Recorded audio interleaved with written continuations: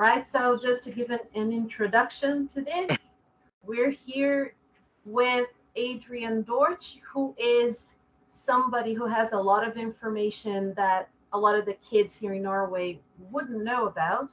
And he is a reality show celebrity. He's also somebody who is involved with music. He has his own studio and a lot of other interesting things that he can share with you. Please go ahead, Adrian. Continue talking about special education in the U.S. Okay. So I left off talking about special education here in the US, in which you have 24 to 30 students in a room, one teacher. All of these kids are in special education because they need individual attention and they never get individual attention. You spend your whole day in one classroom, which anybody would become rambunctious or antsy in one room by themselves, especially when they know all of their peers are outside going to multiple classes and having these experiences that they're not having, but they hear about. The only time you let out of class is for lunch. And in some instances, you go to get your lunch, but you bring it back to that classroom. I mean, it's kind of like prison. It's kind of like being in a jail situation. I hate to say it, and you did nothing wrong other than you need more help than the average student. A lot of times, kids get put in special education for behavioral problems. So it's not just education here; it could be behavioral problems. You're disrupting the class. Um, it could also be that you're antsy in class, which I come to find out working with kids. A lot of time, kids are moving around in class because everybody is taught different ways, and sitting in the desk doesn't work for everybody. Or it could be something as simple as not consuming a meal that morning because we're in a community where sometimes parents might not have access to quality food or food because in multiple communities, no matter where you're located. And Evanston is a college town. We still have a all black community where it's a food desert, right? We have some food desert, and most black communities are food deserts, no matter how affluent situation is around you. And just you have to think about it. If a kid wakes up in the morning, Food desert. They might not be yes. familiar with that expression. Oh my. Okay, so a food desert is okay. So a food desert is a place where there is no whole foods or no foods with nutritional value in which people around that community can consume. So for instance, you can go into stores here and find in the community and find no fresh fruits, no fresh vegetables, nothing with a nutritious content to it. But you can find flaming hot Cheetos if you have those there, or potato chips, or candy, or sugary drinks. And you have to understand that when you consume processed foods, um, when you consume foods that are processed, you're not really getting nutrition. And so if you don't have things that have nutritional value, it clouds your thinking, it clouds your productivity. I mean, you literally are what you eat. So if you're eating garbage, you're showing up to school in the morning. I don't want to say as garbage, but pretty much you're showing up to school in the morning clouded and jaded, and not being able to pursue the education as those that might be showing up having a meal in the morning that might consist of oatmeal, that might consist of fresh fruits or vegetables, or something that's high in nutrition content. And so a lot of these students get placed in special education because of lack of resources, in other words. So just to think that if you're born into the wrong family, you could be in special education. Just that simple. And being a special education student, I've come to find out that these are the world changers. These are the brilliant minds because they think outside of the box, which the world needs people to think outside of the box. Those are the people that create the world for us, to create the beautiful part of the world, like art. Um, and usually the ones that think outside of the box are the ones that have the companies and have other people working for them. If you do your research, there's plenty of people who um, educate themselves, but not so much inside four walls. I mean, the same books that you see in the school, you can get them at a library, if not more. And so, back to the topic of speaking of education, education in and special education in the states here in the U.S. is something that I wanted to get rid of. Here in Evanston, you think about it. I stay in the Fifth Ward, and people pay an educational tax, and it's predominantly Black community. And over 40 years, there hasn't been a school here either. That's another thing. We grow up in places where, once again, it's a fluent community.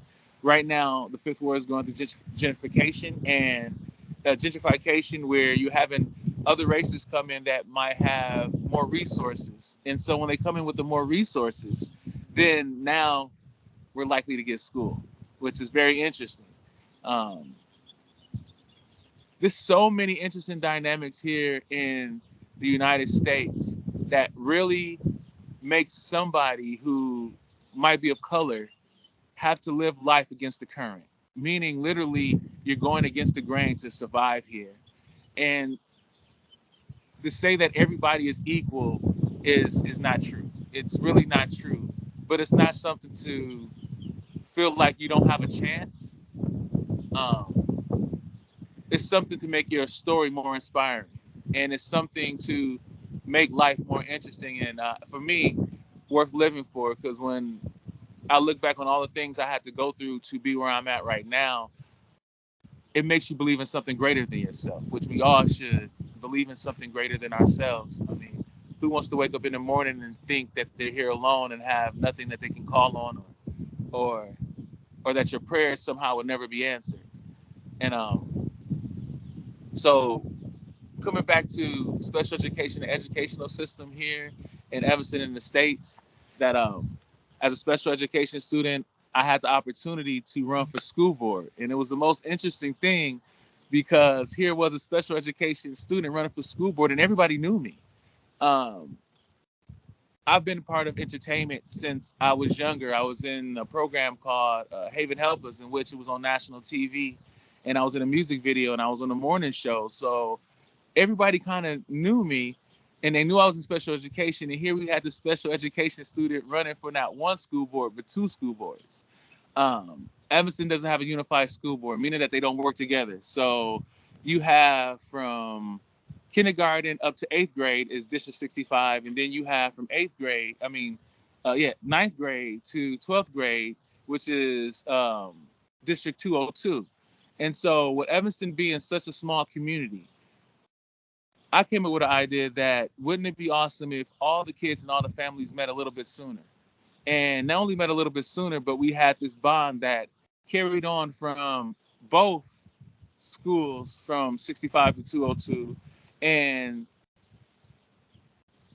in that we could save some of our resources by collaborating together and joining the school boards together. So, of course, not having more degrees in the thermometer, they looked at me like, who is this guy that he's coming up with something that I feel is brilliant.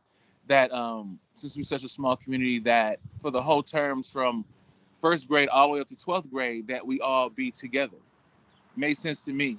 And so the schools actually got a lawyer to say that I couldn't run for both school boards, in which they found out and tried to contest me, which they found out that it was a catalyst move and it never had been done before, and that I could run for both school boards. And so it became to shine light on a money situation, that there were superintendents in schools that say, well, hey, if we join this together, then the teachers in 202, which is high school, they get paid way more than your elementary and junior high teachers. And so now it became this talk about how are we going to handle this budget? I mean, how are we going to figure this out? Will we need one superintendent, or will we need two superintendents? So it took the focus off of how great this would be for the parents and the kids, and it went back to money.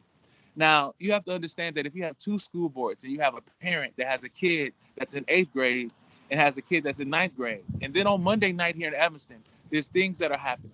Both school board meets and the city of Evanston meets. So it's like you couldn't even be involved in education and community because it all happens on a Monday night. And so these were things that I was exposing in the community as a special education student without a college degree. And they were pretty much like, he's making a lot of sense, but where's his credentials? This is so weird. And so, and this is why I want to let you know, any of you youth that are in special education, you're brilliant. You really are brilliant.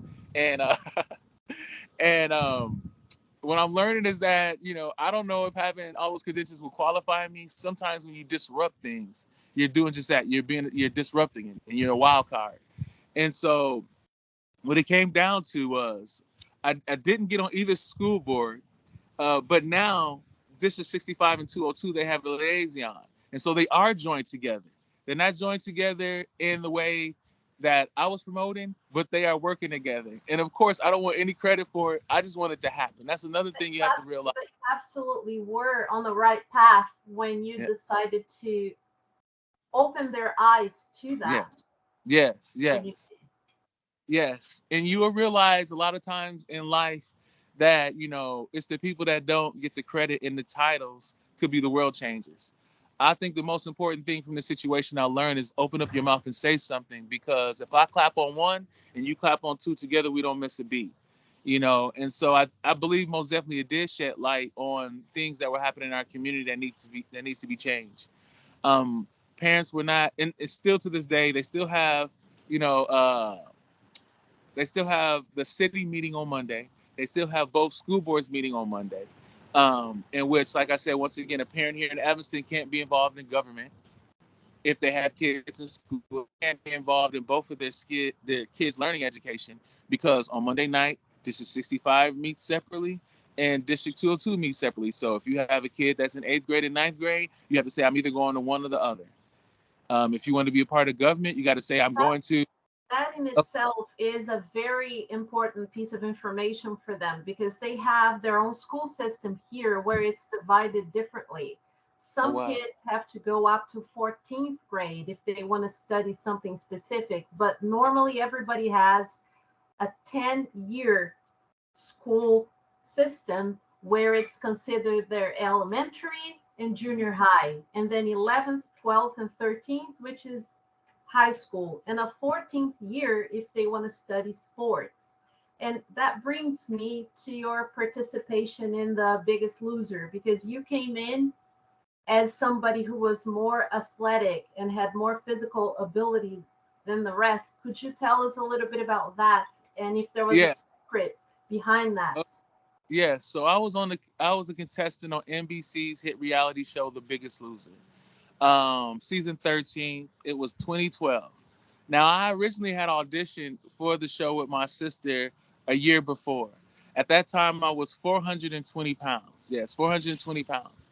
I was dealing with the loss of my first child, um, which was a girl, and it really hit me hard. And as men, I spent more time comforting my wife at the time and making sure she was okay, but not really realizing.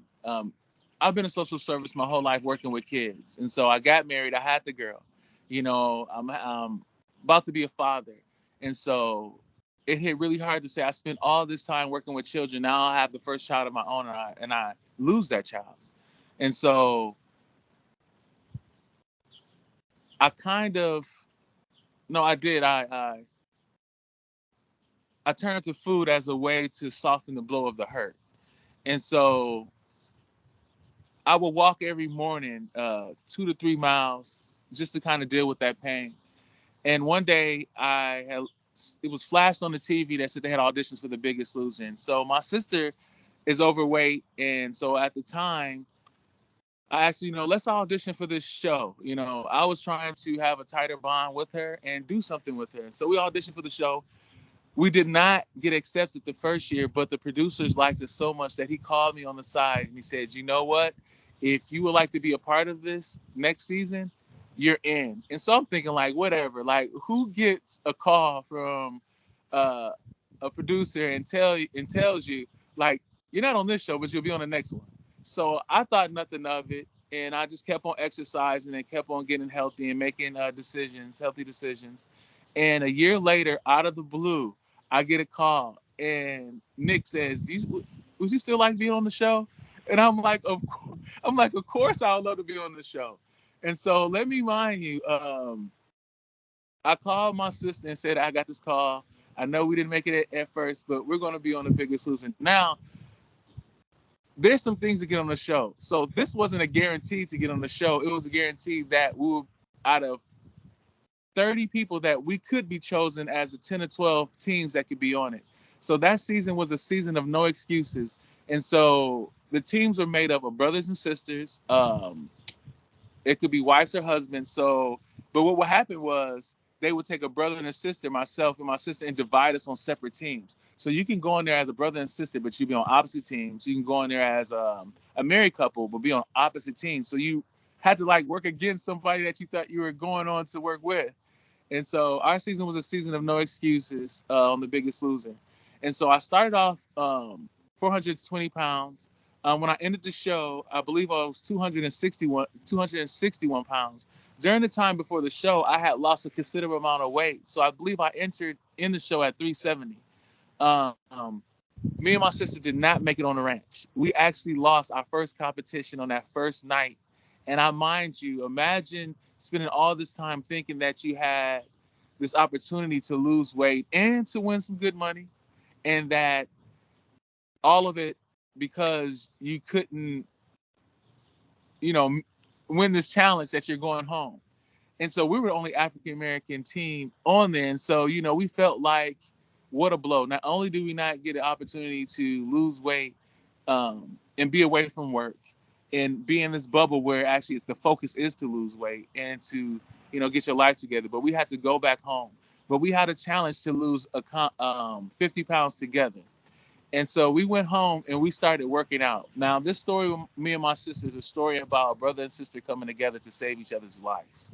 And so we literally got together every day, monitored each other and our food intake, and worked out like crazy every day. So long story short, we made it back on the show. And when we made it back on the show, we worked out so hard that we were strong. At 370 pounds, I was able to do the monkey bars, in which none of my teammates, yes. And I mind you, channeling is something very powerful. Before I looked at the monkey bars and I said to myself, how in the HE double hockey sticks am I going to be able to accomplish this? I'm 370 pounds and they want me to climb across these monkey bars. But I remember when I was young in elementary school, how I loved to do this. I literally closed my eyes and see myself as that young kid. I placed my hands on those bars and I pretty much zoned out. And before I knew it, I was on the opposite side. Not only I was amazed that I was able to do that. And then for a moment, like my mind kind of clicked, like, "Oh my God, I'm doing this." But the cool thing about it was when I finished, everybody that couldn't do it, they began to be able to. And so I just want to let you all know that there's something more to all of us. It really is something more to all of us. Um, and I will encourage you to share those gifts, to dig deep, to do those things that you really want to do that you tell yourself that you can't do, because all things are truly possible. I mean, you're looking at a special education student who actually works with kids like full time and respected and working with children and creating programs. I mean, you're looking at somebody who ran for school board and alderman and got a lot of votes. I mean, in both aspects, I didn't get in, and people say, "Hey, you didn't win," but I did win. I mean, think about it. I ran for school board and I got thousands of votes. Those are thousands of people that you can get together in a room, and now you can have collective impact. Like you literally have access to 1,000 people that believed in you. I mean, think about that. That's more than when you were by yourself. Um, for alderman, I ran with the lady that was alderman here, Dolores Holmes. She has 40 years of service, over 40 years of service in this community. And so just to think about it, I was in her program. And so to run with her, I know I would have to feel good if a young student that was in my program ran with me. I don't want to say against, because this was a lady that told us, you know, do what you believe. And that's what I believe, that, you know, we always had female power in our community. I just felt like this community needed a father. And so nobody else stepped up to the plate. And even though I didn't know what I was, mind you, when I ran for school board and alderman, I did not know what I was doing. I have no political background. You know, all I did was I heard a voice and I figured it out. I literally stood out and went house to house every day, not having a big, huge campaign behind me, and got signatures. I actually read a few books, went online. YouTube is powerful. I mean, YouTube was not a tool that I had growing up. I mean, nowadays, if you ask somebody something without going to like YouTube or Googling it, like you're missing it. You really are. If you can sit still long enough, you really can become and learn anything. I mean, these minds are very pliable. They really are. And so, running for school board and running for alderman and doing these things and being on The Biggest Loser, it just shows that if you put yourself first, it's not selfish. Um, I believe if we make ourselves the best person that we can be, unconsciously, the world would be exactly what it's supposed to be. I mean, if you think about it, we don't have to come together to be one. We are one. And when I say that we are one, it's like if everybody spent their own time making themselves their best person, just think about that. That the world would be exactly what it's supposed to be. You wouldn't show up envious. You wouldn't show up jealous. You wouldn't show up trying to hurt someone because you know who you are. You know who you are. And so, Your life philosophy, how you live your life, and the values that you have, your foundation for you and your family, those are very special. So I'm glad you're sharing this with yeah, us. One thing that I ask all of the guest speakers from the United States, there is a chapter on the kids book where they talk about the American dream in concept. But I want you to tell us what that American dream is as a real American citizen, somebody who is a person of color. I'm not sure if you're mixed or if you're full, it doesn't matter, but you are a person of color. So yes. please tell us, what is the American dream for you? Okay. So I'm gonna give it to you uncut. So the American dream is to have a house and a white picket fence, to have a family, and to be a millionaire. And I just want to let you know that the average person in America makes about 50 grand a year, and that's good. That's not even average. Really 30. The average Tell them person. what tell them what 50 grand is. Oh my bad. $50,000, and that's doing very well. So you think about if the American dream is to be a millionaire, to have a house and a white picket fence, and to have a family, that it's very difficult for to be able to accomplish that making $50,000 a year, but really the average is 30,000 a year. And so you realize most of the time you're here in America and you're working. You're not even being able to enjoy that life because you're constantly at work. So even if you had the family and had the picket fence and and and had those things, it's set up for you to be working. Um, so my experience here in this American dream is is struggle.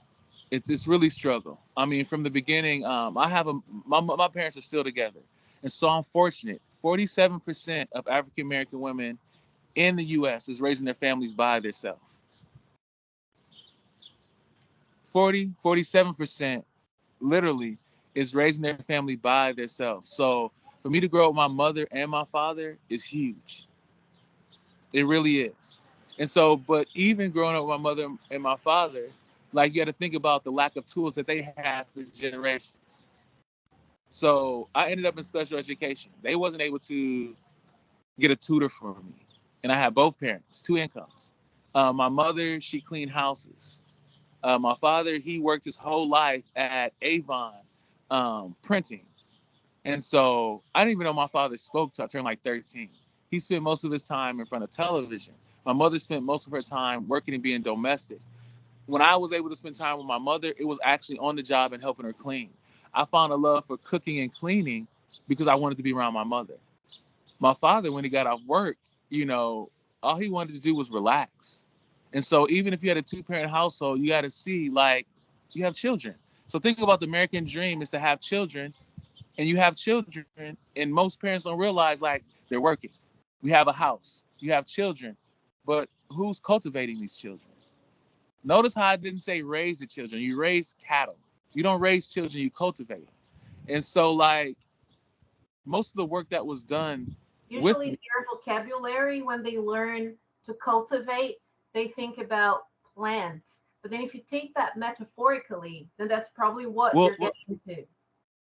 yes. And you think about when you cultivate plants, you nurture them, you water them. You make sure they have sunshine, they have the right environment. And so like, am I really growing up in the right environment where I have a parent that's not accessible?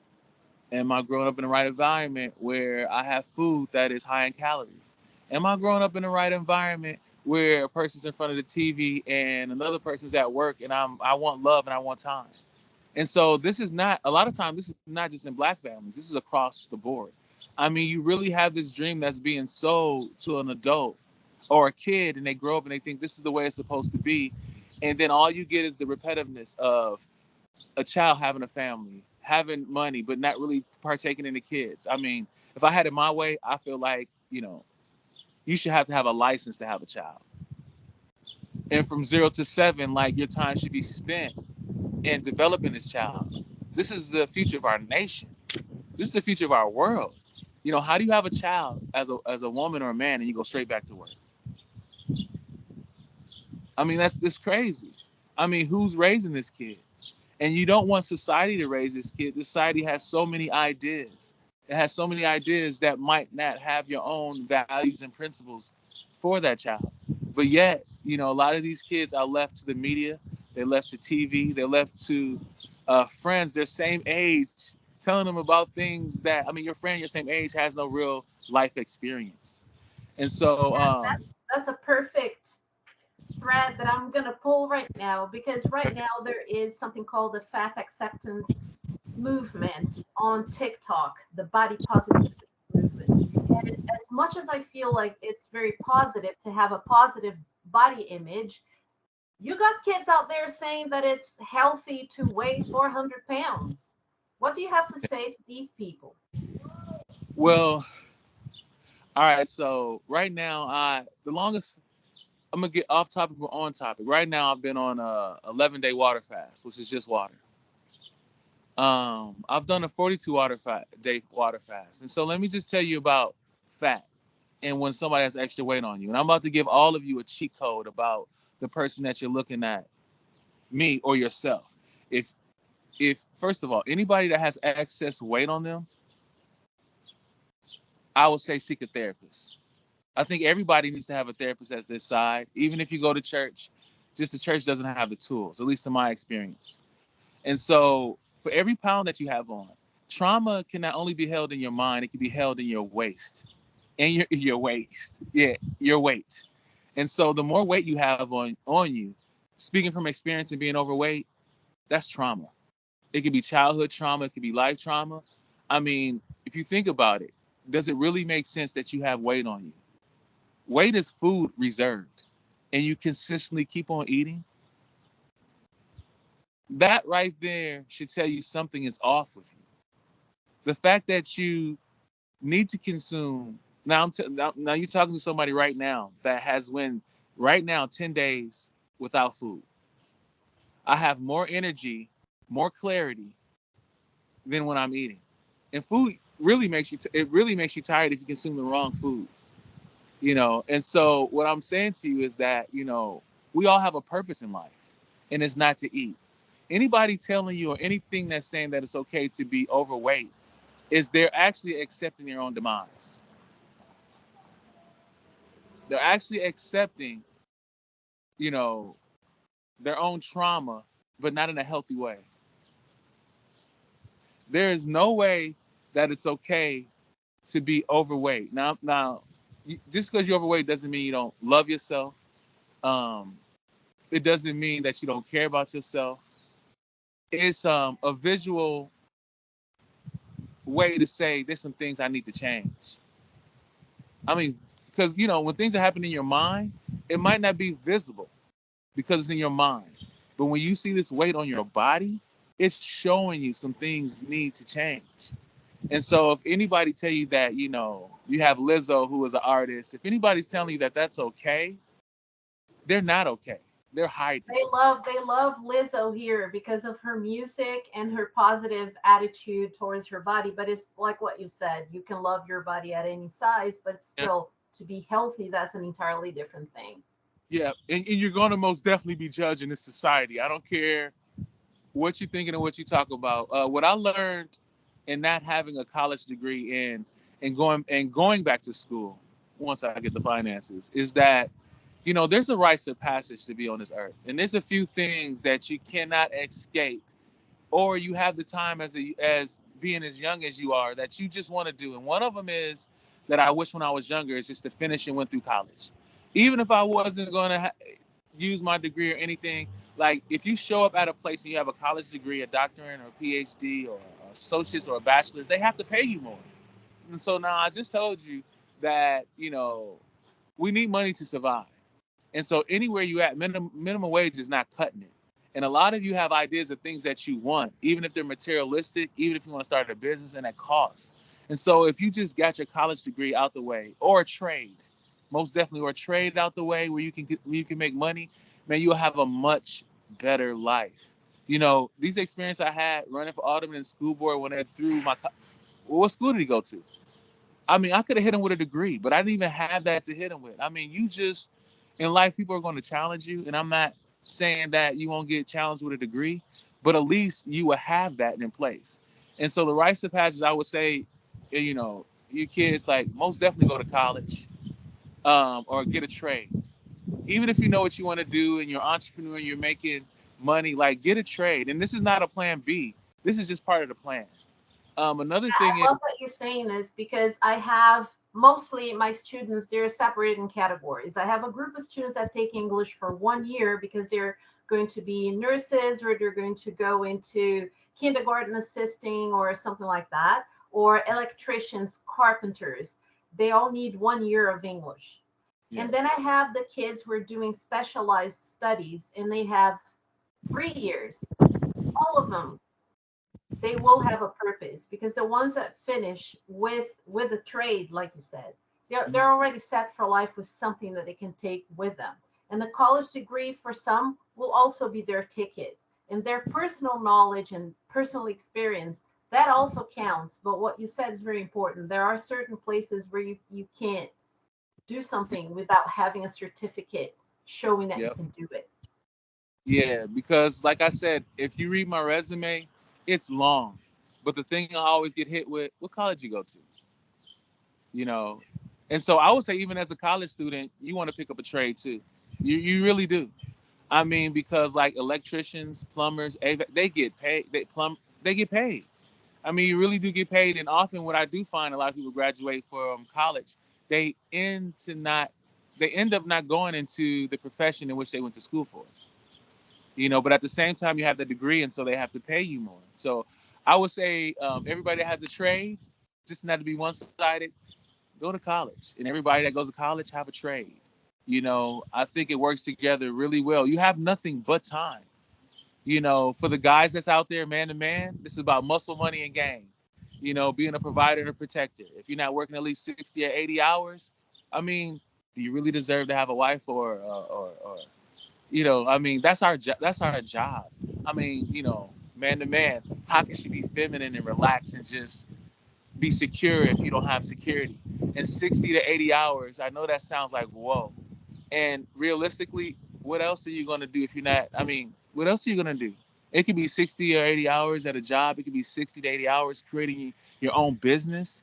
But like, the focus for us guys, most definitely, like I said, money, muscle, and game. When I say money, man, work hard. At work, most definitely work hard, work effectively.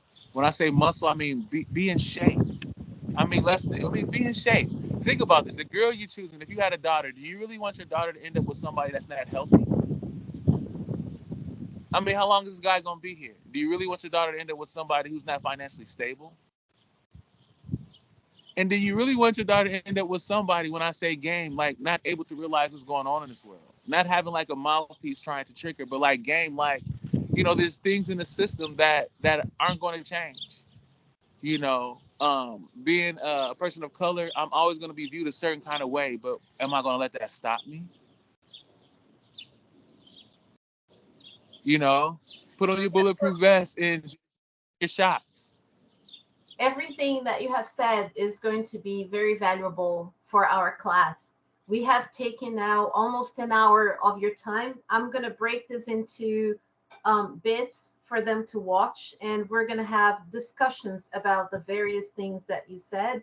So if they want to get in touch with you or they want to see more of your work, I'm going to put links. You can pass those links on to me so I can give them the links so they can read more about you, get to know more of your music, more of the things that you do. And Yes. I want to thank you so very much for doing this. It's been very educational, and it's going to help lots of people, and lots of students will listen to you, will be inspired, will learn something. And so it's been really great. Right. I just want to end it with one last thing. So I know we were talking about the biggest loser, and I went away from that because I felt what I had to say was more important because I wanted to be about you and not so much about my accomplishments. But at the end of the show, I was very well. Still have muscles. I lost a lot of weight. And you can check out The Biggest Loser anytime you want to, season 13. But the one thing that I learned being on that show is that everything that you need you have. Maya Angelou says it best. You are more than enough all by yourself. Also, she says, you meet no one but you. And the last one is when somebody shows you who they are, believe them. Don't run through red flags in life. When somebody shows you that they're incapable, or that they're rude, or that they're mean, take them for exactly who they are. Do not see a person through, I hate to say it, through God's eyes and keep pursuing that situation. The last thing you want to do is end up in a relationship, business or health, with somebody that's a narcissist. It could ruin your life, spiritually, emotionally, and so much more. So, to all you students in Norway, thank you so much for allowing me to come into your lives and into your heart. I'm always available, dorchwellness@gmail.com. I will get back in contact with you. Um, and the world is yours. It really is. Thank you so very much. You feel free to use this interview in your social media, wherever you want to. It will be available for you to download on this Okay. link. No, Yes. thank you so much for having me. I really appreciate you. And you all have an awesome teacher. So make sure there's plenty of yes. Thank you, Adrian. Thank you. Bye-bye.